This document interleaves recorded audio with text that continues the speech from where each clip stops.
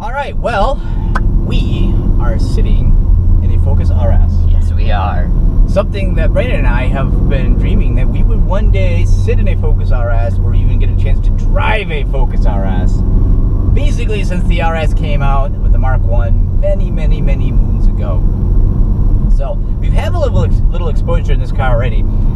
The car we're in right now is actually my dad's car, and it's brand new. It doesn't even have the brake-in oil out of it yet. 850 miles. Until we can get the oil change. So it's got 800 miles on it, or 850 miles on it so far, and out of that, we've actually put on the majority of those miles ourselves. We actually had an opportunity to go drive this thing out to Detroit, so we got to do a 3-hour drive there and back, and do normal car things with it. And of course, knowing us, we don't leave anything stock. The very first night, we installed the Mountune B2 package, so it includes the Access Sport tuner, different air filter, and a recirc valve, which we haven't even finished up the installation on that yet. So, but I've been driving a little bit more than Brandon has. I've been kind of doing normal car things with it. But this is Brandon's opportunity to give you his first impressions on driving the RS. Now that he's got some highway miles driven, and we're going to go out and drive on some twisty roads here and see how does this compare. And of course, Brandon, you got a pretty impressive resume of cars that you've owned and driven. Oh, there goes a new Raptor. That's pretty sweet. That is cool. A lot of Raptors around here, but anyway, so you have the 1-liter Fiesta, obviously. You had a SVT Contour. Yep. You've driven the SVT Focus plenty of times in the past. You've driven the Fiesta ST with the Fiesta Movement. You drove my Fiesta ST. Had my Mach 1. You had a Mustang Mach 1 for a while, so you've driven quite a few cars, actually owned and driven, plus all my dad's, all of his Mustangs, Sleens, Shelbys, all that stuff. But, so yeah, you're sitting in the RS. What do you think? Well, after I have had some seat time and got a chance to drive this car from the Detroit area back, so 3-hour stint in it at once. First off, driving it in sport mode, it's not that bad. Well, driving it in normal mode is stupid. Why would you drive it in normal that's just pointless. That is true. Normal mode is basically crap mode. That's what I've learned. I've driven a stock one, I've driven a modified one. Normal mode is crap mode. Don't drive normal. Throw it in sport mode. So obviously, Detroit is known for its unbelievably smooth roads. Yeah. That's right. When you think of Detroit area, Michigan, you think of high quality, beautiful roads. Yeah. What this car was built for. You know, they fix potholes with steel plates and just run them into the ground with bolts. Okay, that's Detroit. That's Detroit. So that would be a good test to see how does this car really do on, should we say, subpar roads? Yeah, now actually we were in Ypsilanti, which is south of Detroit, so we were not in the worst part of it. And by the way, sport mode still retains the normal suspension setting. It just retunes the engine, stiffens up the steering response, and opens up the exhaust valve. But, you know, I can go over to, hold on here. What's fun about this is that as a passenger, you can reach over and make the drive modes change. We just went into track mode. Yeah. So the car is it's actually very civilized. It's a sports car. You have to remember that. It's gonna be stiff. It's gonna be tight. Yeah. That's what you bought this car for. If you're looking for a Lincoln ride, or maybe this is not it. Like a '78 Cadillac Eldorado. Yeah, Lincoln Mark 7 or 6, something like that. Floaty boat. If you're looking for that, this is not that. So, being a sports car, what this car is, the car is actually very civilized. It's a hot hatchback. It's very civilized. We're talking about it being civilized. We're in track mode. Track mode, from what the journalists tell you, is completely unacceptable for any paved surface other than a racetrack. And this isn't the best road. I mean, this has been recently redone. I would say in the last, I think about 10 years ago, this road was redone, which in Michigan roads is pretty much at the end of its life. This isn't too bad.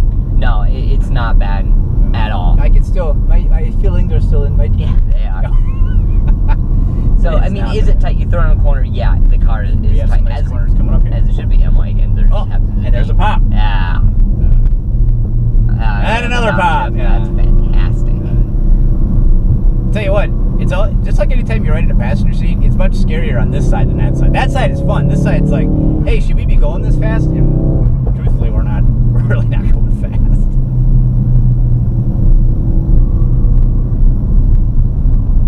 I kind of like it. Yeah. Yeah. So that's some corners in track mode. How much boost did we produce there? I remember we're still in braking mode, so probably not a lot. Not a lot. Actually, looks like about 14 pounds of boost. Okay, so that's the second highest boost that this car has ever seen. And what we found out actually from driving back and forth for Detroit and driving around normally, doing normal car things with it, you actually have used very little boost. Yeah, surprisingly. Yeah. I've been kind of watching the boost gauge a little bit and just getting on it, and you're like, oh, that's 3 pounds of boost. Yeah. That's it? Just 3 pounds? I only need 3 pounds of boost to go, wow, I'm moving pretty good. Yeah. That's where our cars, both of our Fiestas, your 1 liter, even my ST, you really got to get it on a lot more than you do in the RS. You need maximum boost quite often. Well, you and your 1 liter, you need to be ringing that thing out to its near end of its life to get that sucker to move. Yeah, you don't have to try very hard with this. No, you don't. The car's very civilized. It's actually very quiet inside. It's quieter than our cars. It is. The road noise, the car's quiet, it's smooth, it's easy to drive. The clutch feels fantastic. The shifting. The clutch is quiet, which I don't have. Yeah. My SD is horrible clutch. You know, it's like you would drive the Mach 1 and it let you know you're going fast. The clutch was unbelievably heavy. It was still a manual clutch, the shifter, everything. You had to work to drive that car. And then even later... it was a workout to drive the Fox and SN95 Mustangs. They didn't have any electronic aids in it. I think it had some version of traction control on it. Okay. Yeah. And, in my Mach 1, the tires were at the end of the life. And, rain... They were crap tires to begin with. Yeah. You'd be looking at where you were instead of where you wanted to go very quickly. And we've not driven this car in the rain. No. Neither one of us have. We've actually in a drought right now for Michigan, which is highly unusual. And so neither one of us have any idea of how this goes in the rain, but I'm sure it's going to be fine. Yeah, and we got a chance to drive a GT500. 500, yeah. And that did have the hydraulic clutch and everything, but that car was still like, you had to work to drive that car. Well, that wasn't really an enjoyable car. It produced so much horsepower that it was useless on the street. Any more than a quarter, 25% throttle engagement, you've all of a sudden exceeded every speed limit in the city, and the cops are coming after you. Yeah. And you couldn't hide with that car because it just screamed, "Look at me!" Now the RS has a little of that too. Yeah, you're not going to hide with an RS. No. People do when we drive down the highway. People were looking at the car quite a bit. It does gather a lot of attention with the big wing out the back. But if you were in the market to buy one of these cars, you're a family man too, so I'm not. I have my cats, and we don't take the cats on trips. But you with a family, I got this is actually suitable tools for a family hauler. You could put a kid in the back. You could. Because kids are only like yay big. Yeah, you could probably fit like 2, maybe even 3 back there. Yeah, I don't know. I don't know how big kids are nowadays, but it's more the car seat. I think they come out small. Yeah. So, you might turn right here.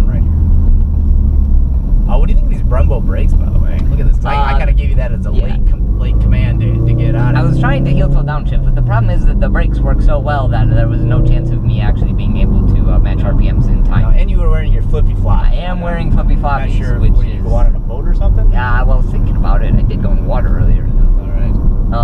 But the performance level of the car is absolutely incredible. I mean, you can read all the magazines. No one's going to doubt that the performance of what this car is capable of doing. But what really surprises me is just how easy and fun to drive. The car is just like, okay, that's what you want? Yeah. Okay, no problem, I got you. And you can do normal car things with this car. Yes, and I think that's one of the biggest things we noticed when the two of us drove it out to Detroit. We had 4 people in the car. Yeah. We parked in a very rutted out grass area at a field for an air show with steep inclines and dips all over the place. That's not where you'd expect to be able to drive something with this the big splitter on the front, the lower ride height. This did fine. Yeah.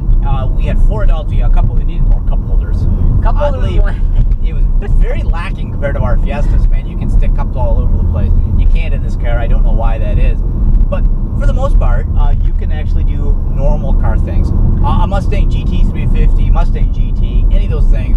How are you going to fit 4 adults in the car, drive 6 hours on a road trip? Yeah, that you can easily get people in and out of. I mean, this thing, it's technically a 5-door. It's fantastic. You can throw all sorts of stuff in the back. Yes, you can. By the way, this road's a little bit in worse shape. A little bit rough. And we're starting to feel it a little bit more on the on this road. We're in track mode. We are in track insane. mode. People tell me track mode is abusive and terrible. I find track mode to be relatively nice. Oh, hey, let's turn right here. Okay. Yeah, that's amazing. You went from like 55 down to like, I don't know, 10 in like a second. And that's really not getting on it. I mean, no. Honestly, the car, like we said, the car's still being broken. We're really not getting on the car. We're barely using... Yeah, I'm not even really standing on the brakes of what these brakes could do. No, and... It's actually like, you just start to press down and you're like, okay, honestly, I'm 25 to maybe 50% throttle application during this braking period is enough to have some serious fun with this car. Oh, yeah. So we can only imagine the fun that you're going to have when you break it in. I did have an opportunity to drive a stock one, so I rode in the press car, then I had a chance to drive a stock one, and I've had a chance to drive the modified one. I can't tell you how much difference there is yet because the engine isn't broken yet.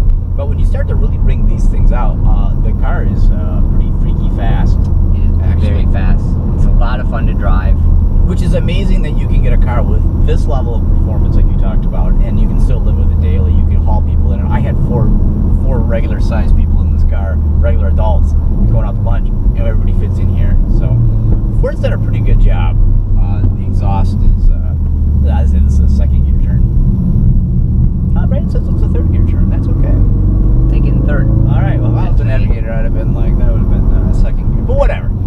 Anyway, so overall, your final thoughts on the on driving the Focus RS? It is absolutely fantastic. It is an amazing car. This is a second gear. This is a second gear corner. Look at that. Yeah. The car's incredible. We got some pops out the exhaust. It's fantastic. The car is it is incredible, and you can definitely tell a little bit that the all-wheel drive is working because you can just feel the way the power comes on. It feels different than a front-wheel drive car. It does feel different than a front-wheel drive car. You can definitely tell that the power is not just coming from the front. You're getting pushed a little bit, which is I love that feeling. It's fantastic. So if you were in the market for a car that you could use for a family car and still have fun with the weekend, would you put this on your list? Absolutely, yeah, without a doubt. I would definitely do this. This is, in my mind, the ultimate hot hatch to own, and you can drive it every single day, have fun with it. In fact, you could probably drive it every single day in track mode like we do, and absolutely you could. And come a blizzard, throw some snow tires on it, and go have some fun. Yeah, we've never tried drift mode in any of the cars before. We probably won't be trying it with this one either. So one day we will find out what drift mode someday we is will. Really like. Yeah, overall, I share very similar thoughts. I got to do my own little review on it as well. But this is a really fast car, a really fun car, and it's a car that you can do normal car things with. It's not a dedicated track car. It's not a dedicated autocross car, a dedicated weekend car. You can do normal car things with it, and that is what I think really makes this car special. And the pops. The pops certainly do help. So, all right, well, leave your comments, your questions below. Subscribe to BRGT350 on the YouTube page here. And I hope you guys enjoyed it. And of course, yeah, if you guys have any questions at all, please feel free to ask. We're beginning to learn the Focus RS as we spend more time with it. And so hopefully we'll be able to answer as many questions